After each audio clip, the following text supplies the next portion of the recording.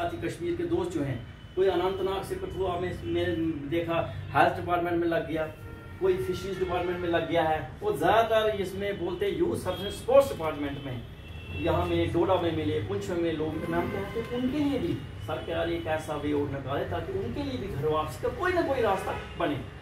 खेल ये लड़ाई चलती रही, हालात बदले, संगठन के रूप में मैं बोलता हूँ हमने उतनी कोई बड़ी कोशिश नहीं की है, ये हम ईमानदारी से बोलते हैं, लेकिन 2022 में कुछ ऐसे हालात बने, आपको पता है। पर अनफॉर्चुनेटली मैं कहता हूँ दुर्भाग्य से कुछ टारगेटेड किलिंग का सिलसिला शुरू हुआ और ख़ास तौर पे माइनॉरिटी एम्प्लॉइज को जब टारगेट किया गया। पर अनफॉर्चुनेट है, मैं तो ये बोलता हूँ इस चीज़ का ना कोई दीन है ना कोई धर्म है। जो गोली चलाता है उसका कोई मतलब हो नहीं सकता, जो इंसान का कत्ल कर रहा है वो पूरी इंसानियत का कत्ल कर रहा है। जब रजनीवाला का इंसिडेंट कुलगाम में हुआ, क्योंकि मैं खुद कुलगाम से आता हूँ, मैं वहाँ मेरी बोलते हैं मेरी अपॉइंटमेंट हुई, मैं वहीं ड्यूटी, जब रजनीवाला का इंसिडेंट हुआ उस वक्त हमें लगा कि कहीं ना कहीं पे हमारी कमजोरी है, हमें आवाज़ उठानी चाहिए और अपनी जेन्युइन और जस्टिफाइड डिमांड को लेकर सरकार तक जाना चाहिए। लगभग 31 मई का वाक़या था 2022 में, और 1 जून से लेकर 16 मार्च तक जो है हमने जम्मू के अंबेडकर चौक में लगातार धरना दिया, 1 साल तक लगातार धरना दिया। 2-3 बार मेरी खुद लेफ्टिनेंट गवर्नर साहब से बात हुई, उस दौरान हमारे लिए कमेटी भी बनाई गई। उस कमेटी को ये मैंडेट दिया गया कि जितने भी रिजर्व कैटेगरी एम्प्लॉय जम्मू के रहने वाले और कश्मीर में काम कर रहे हैं उनके लिए एक पॉलिसी जो है मुरतब की जाए, ताकि इनकी किसी न किसी लेवल से किसी न किसी तरीके से एक वो वे निकाल कर इनकी घर वापसी हो सके। बहरा ये चलता रहा, हालात जैसे आपके सामने हैं। उस वक्त हमने ये निश्चय किया कि कोई बात नहीं है, हम एम्प्लॉइज हैं, जैसे आपने कहा हमारा कोई एक ही इशू नहीं है। इस वक्त Jammu based reserve category employ जो इनका सबसे बड़ी जो मेजर डिमांड्स गवर्नमेंट के साथ है, जो हम आपके भी नोटिस में लाना चाहते हैं, वो है कॉम्प्रिहेंसिव ट्रांसफर पॉलिसी। जो लोग इंटर डिस्ट्रिक्ट रिक्रूटमेंट में, मैं यहाँ तक कहता हूँ, चाहे SC हो, चाहे ST हो, चाहे RBA हो, ALC हो, EWS हो और पंचायत अकाउंट्स असिस्टेंट, आज आपको पता है 4th क्लास की नौकरी में भी इंटर डिस्ट्रिक्ट रिक्रूटमेंट हो जाती है। मैंने बहुत सारे लोग देखे हैं, श्रीनगर से कुपवाड़ा लगे बेचारे, अनंतनाग से यहाँ पर 12 लोगों की अपॉइंटमेंट हुई है, यही कश्मीर में है, उनके भी मसले मसाइल ऐसे हैं। क्यों नहीं, अगर इंटर डिस्ट्रिक्ट रिक्रूटमेंट होती है तो ट्रांसफर पॉलिसी क्यों नहीं हो सकती है। मैंने बहुत बार कहा, मैंने एक बार लेफ्टिनेंट गवर्नर साहब से कहा, उन्होंने कहा कि आपकी नौकरी तो वहाँ की है, आपकी अपॉइंटमेंट वहाँ हुई है। मैंने कहा गवर्नर साहब बड़ी अजीब सी बात लगती है, भारत के संविधान में 110 से ज़्यादा अमेंडमेंट हो चुकी है, इतनी बड़ी बड़ी तरमीम हो चुकी हैं, और मैंने यहाँ तक कहा था, मैं आज भी कहता हूँ 370 हो एक स्टेट की ड्यूटी बनाई जा सकती है, तो इसमें छोटा सा अमेंडमेंट करके इन एम्प्लॉइज के लिए ट्रांसफर पॉलिसी बन सकती है। बिल्कुल ये एक सर्विस मैटर की तरह हमने लिया। जब 16 मार्च के बाद हमारा धरना खत्म हुआ, उस वक्त हमारी गवर्नमेंट के साथ एक मैं कहता हूँ बातचीत हुई, चीफ सेक्रेटरी साहब से हम मिले, हमारा पूरा डेलीगेशन था वो मिला।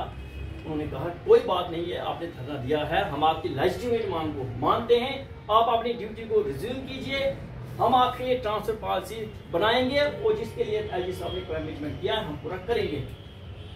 मुझे लगता है अब 6 महीने हो चुके हैं, हम कुछ मिनट्स वगैरह है मीटिंग के, बिल्कुल मैं आपको उस चीज में सब में 6 महीने हो चुके हैं।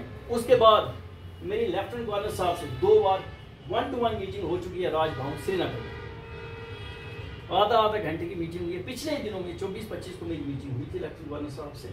उस वक्त उन्होंने फिर मुझे एक बात के लिए आश्वस्त किया कि कोई बात नहीं है, मैं आपसे जो मैंने किया है हम आपके लिए विंडो बना के देंगे ताकि आप जम्मू नौकरी कर सकें। मैंने कहा कोई बात नहीं है। हमारी लीव सेटलमेंट का इशू था जो हम सब लोगों ने मिलकर, मैं कहता हूँ मैं इस बात का धन्यवाद देता हूँ एलजी साहब को, उन्होंने इस बात को माना और हमारी लीव सेटलमेंट के लिए ऑर्डर निकाला है। वो पीरियड को ऑन ड्यूटी ट्रीट किया जा रहा है। लेकिन मैं कहता हूँ कि मसले यहीं पर नहीं रुकते हैं। हम जब तक गवर्नमेंट सर्विस में बैठे हैं हर दिन कोई ना कोई मसला सामने आ जाता है। और मैं ये भी कह रहा हूँ हम पहले एम्प्लॉइज नहीं हैं जो संगठन में जुड़े हैं, जो ट्रेड यूनियन में जुड़े हैं, जो किसी तंजीम में जुड़े हैं और लोगों की बात कर रहे हैं। हमसे पहले भी करेंगे और हमारे बाद भी करेंगे। लेकिन मैं कहता हूँ हर जेन्युइन और जस्टिफाइड डिमांड के लिए मैं कहता हूँ लोकतंत्र में ये व्यवस्था दी गई है कि हम अपनी आवाज़ उठाएं, जो लेजिटिमेट तरीका उसके लिए हमें लड़ना पड़ता है। और मैं आपको एक बात के लिए आश्वस्त करवाता हूँ अपने एम्प्लॉइज की तरफ से, हम आपके साथ खड़े हैं। जिस वक्त आप कहेंगे मैं आपका धन्यवाद देता हूँ कि आपने कि जाके बहुत बड़ा समुद्र है। मैं कहता हूँ आपने कहीं 55 से ज़्यादा डिपार्टमेंट्स के लोग इसमें जुड़े हुए हैं। हमारे लोग जो Jammu based reserve category employees हैं, मैं अपनी तरफ से और तमाम एम्प्लॉइज की तरफ से सबसे पहले आपका धन्यवाद देता हूँ। आपने ये मौका दिया।